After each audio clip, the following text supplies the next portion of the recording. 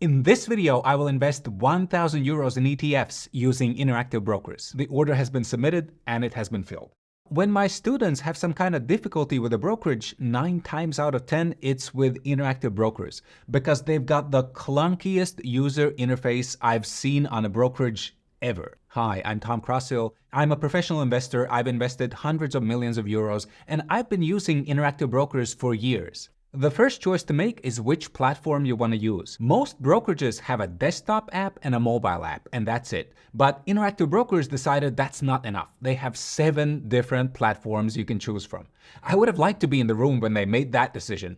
Hey guys, do you think 6 platforms is enough? Nah, no way, we need one more. To compare these platforms, you can go to the Interactive Brokers website and click on Login and Compare Platforms. First, we have IBKR Global Trader. It's supposed to be the simplified version of Interactive Brokers for beginners. It could be very helpful for beginners in America, but my experience has been that the user interface is not great if you live in Europe and want to buy ETFs. The next one is the Client Portal. This is the web version of Interactive Brokers, and that's actually the one I'm going to use in my demonstration. In my experience, this is quite useful if you simply want to buy ETFs. Then we have IBKR Desktop. This is a pretty new version of Interactive Brokers that you can download to your desktop. I personally haven't been able to get it to run. Other people tell me it's pretty good, but kind of buggy at this stage. Next up, we have IBKR Mobile. This is kind of the flagship mobile app of Interactive Brokers. It's what I use when I want to check my account, but I don't buy ETFs through it for a few reasons that I'm going to show you in a second. Then we have the Trader Workstation, which is a highly sophisticated software for professional investors and traders, and IBKR APIs, which is for programmers. And finally, we have Impact. This is a mobile app aimed at people who are really serious about socially responsible investing. Okay, so here we are in the Interactive Brokers client portal. When you log in, you can immediately see a graph of how your portfolio has been doing. You can see your account value, and you can also see how much cash is available for investing. Okay, so in my case, I've got almost 7,000 euros available. That's enough for our demonstration. But of course, when you start out, that's going to start at 0. So first you will have to fund your account. To do that, you simply go to Transfer and Pay and click on Transfer Funds. Here, of course, you click on Deposit Funds, and then either create a new deposit method. Basically, you tell Interactive Brokers what your bank is, or select one that you've used before. And finally, you need to notify Interactive Brokers how much money you're sending. This helps Interactive Brokers recognize that the incoming payment belongs to you. So let's say I want to deposit 5,000 euros, and I will click on Get Transfer Instructions. And this tells me exactly where to send the money, okay? So for example, here I know that in my bank, I have to say I'm sending the money to Interactive Brokers Ireland Limited. Here's the account number. And in the details of the transaction, I have to indicate my account number and my name. And this is super important. If you don't do that, your money can get lost for a while, and it can be quite a pain in the butt to figure this out. Now, in some European countries, there is another important step which you'll have to take, and this is actually one of the most amazing features that Interactive Brokers has, but I'll show you that in a moment. First, let's buy that ETF. I want to buy the biggest ETF based in Europe. As you probably know, the big popular American ETFs like SPY and QQQ are not available in most European countries because of EU regulations. That said, we've got thousands of ETFs that we can invest in, and the best place to find those ETFs is a website called justetf.com. In the Just ETF screener, you can select funds by many different criteria, but for this demonstration, we're simply looking at size, okay? So here we see the biggest ETF based in Europe, so that means legally established in Europe, and that's the iShares Core S&P 500 UCITS ETF USD accumulating. That's right, it's a fund investing in the S&P 500, but it is based in Europe, specifically in Ireland. Now, to be clear, I'm not recommending you buy this ETF, I'm just using this as a demonstration.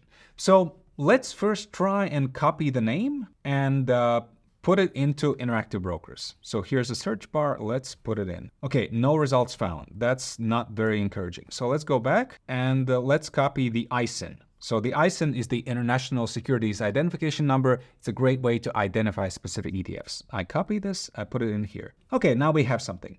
But this looks kind of confusing, doesn't it? Like, what is SXR8 STK at Smart? Or what is CSPX SDK at Smart? Or SXR8 SDK at FWB2? This is where we start to see how complicated interactive brokers can be for beginners. Now, actually, STK, as you could guess, means stock. But isn't an ETF a fund as opposed to a stock? Well, it kind of makes sense because ETFs are traded on a stock exchange, but it's a bit confusing. At Smart means that Interactive Brokers is going to use what is called smart routing. So instead of telling Interactive Brokers that I want to buy this ETF on the Frankfurt Stock Exchange or the London Stock Exchange, I just tell Interactive Brokers I want this ETF in this currency and just find me the best price. That's actually a really great feature that Interactive Brokers has, but it's just a little confusing to understand. And it's not intuitive, because if we look down here, we see that it looks like we could buy this ETF on AEB, which is how Interactive Brokers calls the Amsterdam Stock Exchange. But actually, even if we click on this and click buy, Interactive Brokers will still use smart routing, and we could end up buying on a different stock exchange. Now, the other thing we didn't talk about is this SXR8. Well, that's a symbol or ticker that Interactive Brokers uses for this ETF. Now, the use of tickers or symbols is very common in investing. Everybody knows that TSLA is the Tesla stock symbol, or AMZN stands for Amazon. Unfortunately, Interactive Brokers sometimes uses tickers or symbols that don't match what the ETF provider uses, so it can be quite difficult to figure out what's what. Now, Interactive Brokers does this a lot. For example, if you look down here, you will see this IBIS2. This actually refers to Xetra, the big electronic trading system of the Frankfurt Stock Exchange. Now, 30 years ago, this system used to be called IBIS, so I guess Interactive Brokers said, why bother updating it? The result of all this is that, in my experience, this search bar is pretty useless. If you want to find a specific ETF in a specific currency, this is not the way to go. Instead, there is this super intuitive solution that anybody looking at this portal would guess naturally, which is to open up a new browser window and Google Interactive Brokers contract search. And there is a separate website run by Interactive Brokers called the IB Contract Information Center, where you can find information about different ETFs that you can buy on Interactive Brokers. Intuitive, right? Now, if anybody knows a way to find this stuff in the client portal, just tell me in the comments. So what I usually do is I come to this website and I put in the ISIN, okay? And that gives us the iShares Core S&P 500 UCITS ETF.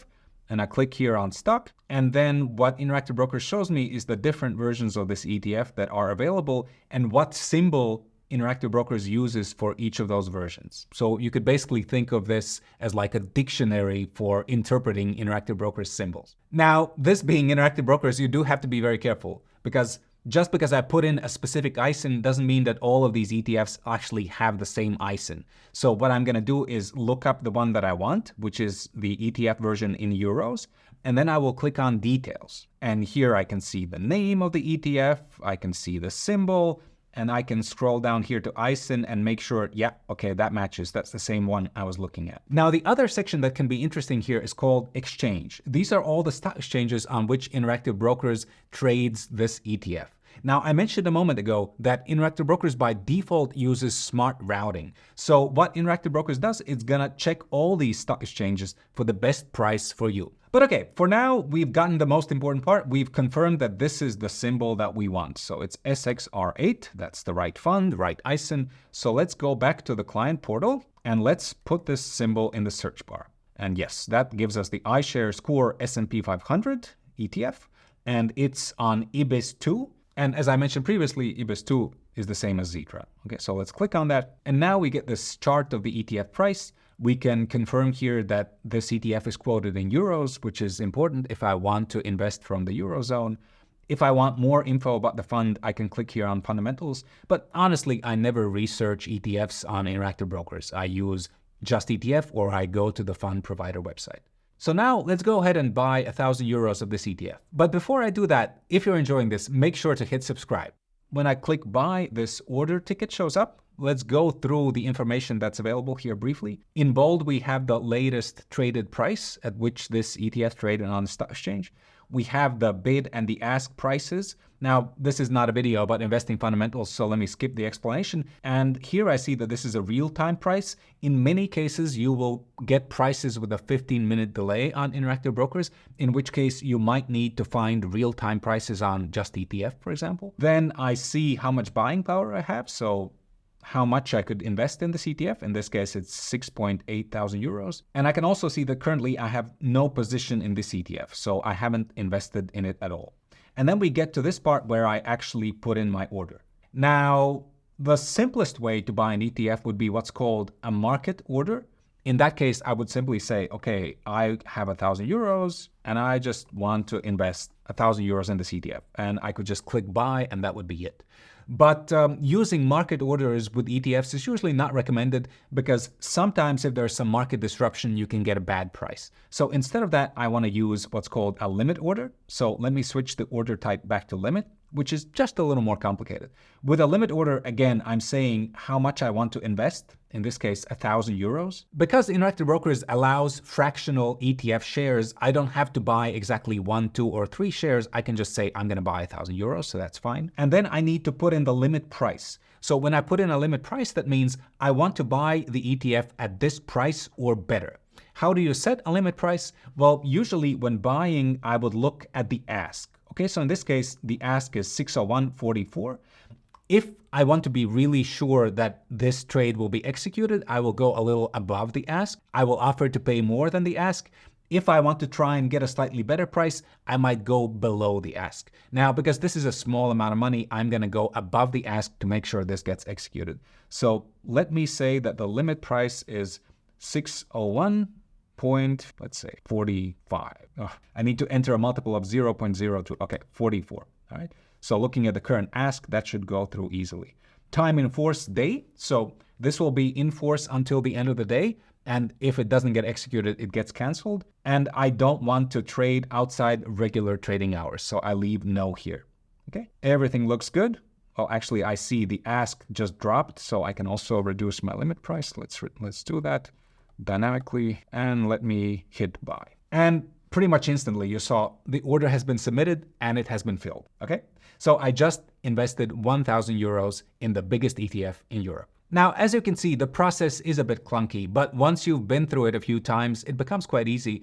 And the reason I use Interactive Brokers for a part of my portfolio, it's not really the user interface. It's that I trust this brokerage because of how big, strong, and respectable it is. Plus, as I mentioned before, it has some really amazing features. So here's one feature that could be especially useful if you live in a country that does not use the euro. Perhaps you're in Poland and you use zloty, okay? So maybe you deposit zloty in your account, but you actually want to invest in ETFs in euros or dollars because ETFs available in zloty are very, very few, okay?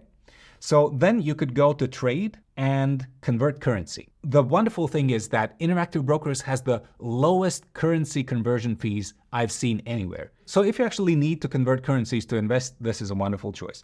I simply pick what currency I have. In this case, I have euros. And here you pick the currency you want. So for example, let's say we want dollars.